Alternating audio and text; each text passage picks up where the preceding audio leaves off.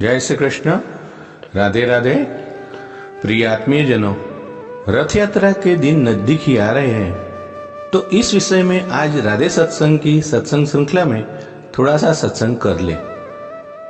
लेकिन इससे पूर्व अगर आपने राधे सत्संग चैनल को सब्सक्राइब न किया हो तो कर लेना, जिससे आपको हर सत्संग की जानकारी नोटिफिकेशन से मिलती रहे। और अगर आपको ये सत्संग पसंद आए तो वीडियो लाइक करके अन्य स्नेही जनों को लाभ मिले, इसके लिए शेयर करना।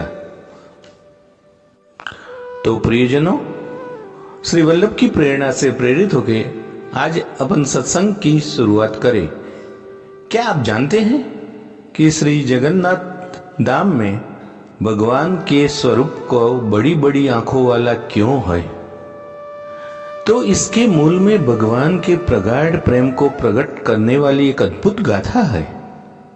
एक बार द्वारिका में रुक्मणी आदि रानियों ने माता रोहिणी से प्रार्थना की कि वे श्री कृष्ण व गोपियां की बचपन वाली लीलाएं या प्रेम लीलाएं उनकी सुनना चाहती हैं।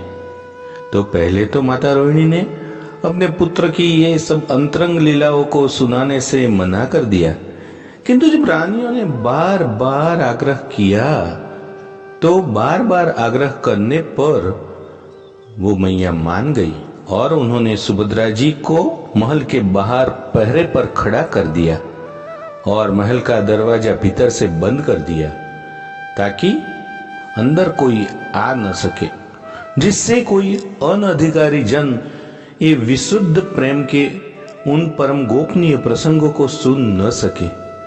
तो बहुत देर तक भीतर कथा प्रसंग चलते रहे और सुभद्रा जी बाहर पहरे पर सतर्क होकर खड़ी रही थी। तो इतने में द्वारिका के राजा दरबार का कार्य निपटाकर श्री कृष्ण और बलराम जी उधर आ पहुंचे। उन्होंने महल के भीतर जाना चाहा, लेकिन सुभद्रा जी ने माता रोहिणी की आज्ञा बताकर उनको भीतर प्रवेश करने से स्पष्ट रूप से मना कर दिया। वे दोनों भी सुभद्रा जी के पास बाहर ही बैठ गए और महल के द्वार खुलने की प्रतीक्षा करने लगे। उत्सुकतावश श्री कृष्ण भीतर चल रही वार्ता के प्रसंगों को कान लगाकर सुन रहे। तो माता रोहिणी ने जब द्वारिका की रानियों को गोपियों के निष्काम प्रेम के भावपूर्ण प्रसंग जब सुनाए तो उन्हें सुनकर श्री कृष्ण अत्यंत रोमांचित हो उठे। उन्हें स्मरण हो आया कि किस किस प्रकार अपनी गोपियां अपनी प्रिया व प्रियतम राधा कृष्ण को थोड़ा सा सुख देने के लिए ही अपने बड़े से बड़े सुख का त्याग कर देती थी। वो अपने बड़े से बड़े सुख का बलिदान कर देती थी। वो गोपियां कैसे कैसे मेरे प्रेम के लिए न लोकलाज की तनिक भी परवाह करती, न वेद शास्त्र का उन्हें डर रखती, कई नरकादि की कोई चिंता भी नहीं करती थी। ऐसे गोपियों के परम प्रेम के दिव्य भावों की वार्ता सुन सुनकर श्री कृष्ण भावावेश में आकर संकुचित होने लगे।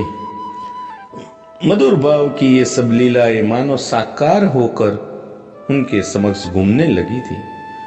गोपियों के इस परम त्याग की बातें सुन सुनकर उनकी आंखें आश्चर्ययुक्त मधुर भाव के आवेश में फैलती ही चली गई और अंततः श्री कृष्ण महाभाव की इस परम उच्च अवस्था में प्रवेश कर गए। उनका सारा शरीर सिकुड़ चुका था।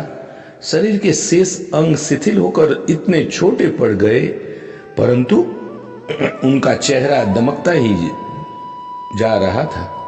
आंखें लगातार फैलती चली जा रही थी।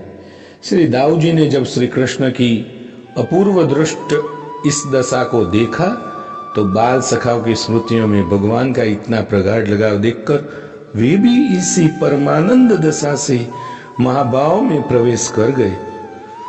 उनका भी चिंतन भगवान से एकाकार हो जाने से उनकी शारीरिक दशा भी श्री कृष्ण जैसे ही हो गई।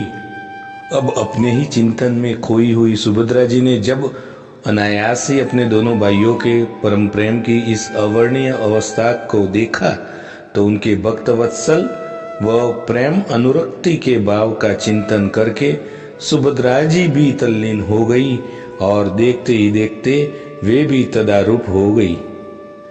उनकी भी शारीरिक दशा दोनों भाइयों जैसी हो गई। भगवान की अंतः प्रेरणा से तभी वहां पर श्री नारद जी आ पहुंचे।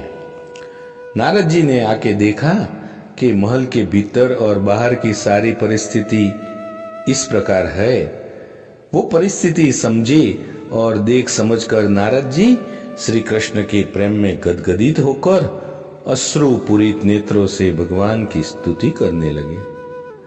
श्री नारद जी ने जब देखा कि गोपियों के विशुद्ध निष्काम प्रेम के चिंतन मात्र से श्री कृष्ण, बलराम और सुभद्रा की अपूर्व अवर्णनीय महाभाव दशा हो गई है, तो वे भी भगवान के प्रेम में पागल से हो उठे। भांति भांति की स्तुति करते हुए बड़े प्रयत्नों से नारद जी ने भगवान को अपने सामान्य स्वरूप में लाने का बहुत यत्न किया और भगवान को सहज हुआ ऐसा जानकर भक्तवत्सल नारद जी अपने अश्रुपूरित नेत्रों से भगवान से प्रार्थना करने लगे कि हे श्री कृष्ण, मैंने परम आनंद मग्न भाव में निमग्न हुए विस्फुरित नेत्रों वाले आपके जिस अति विशेष विग्रह के दर्शन किए हैं अभी, वो आपका वह रूप विश्व के इतिहास में भी बड़े से बड़े पुण्य आत्माओं जो है वे भी आपका भक्तों ने कभी भी नहीं देखा होगा। तो अब आप कोई ऐसी कृपा करो प्रभु कि जिससे आने वाले इस कलयुग में जो पापात्मा जीव होंगे उस पर कृपा की जाए, तो वे आपके परम प्रेम में रूपांतरित हुए इसी श्री विग्रह के दर्शन कर पाए और परम प्रेम स्वरूपा गोपियों में आपके प्रति और आप में गोपियों के प्रति कैसा अनन्य भक्ति का विशुद्ध भाव था वो जान सके। इसका सब लोग चिंतन करते हुए निष्काम भक्ति के पथ पर आगे बढ़ते हुए अपने कल्याण का मार्ग कर सके तथा आपका दिव्य प्रेम पाने के पात्र बन सके। तो भगवान ने इस प्रकार नारद जी के जीव कल्याण हित दया भाव की बुरी बुरी प्रशंसा की और उन्हें वरदान देते हुए प्रभु बोले, नारद जी, कलयुग में मुझे भगवान जगन्नाथ के रूप में जाना जाएगा और मेरे विशेष कृपा पात्र भक्त उत्कल क्षेत्र के पुरी धाम में हम तीनों के इस महाभाव रूप के विग्रह स्थापित करेंगे। कलयुग में मैं अपनी परम प्रेम की महाभाव दशा में ही बलराम और सुभद्रा के साथ जगन्नाथपुरी में विराजूंगा। जय जगन्नाथ जी। तो इस छोटे से अल्प सत्संग को श्री वल्लभ के चरणों में समर्पित करके अपने अल्प सत्संग को यहीं पे विराम देते हैं।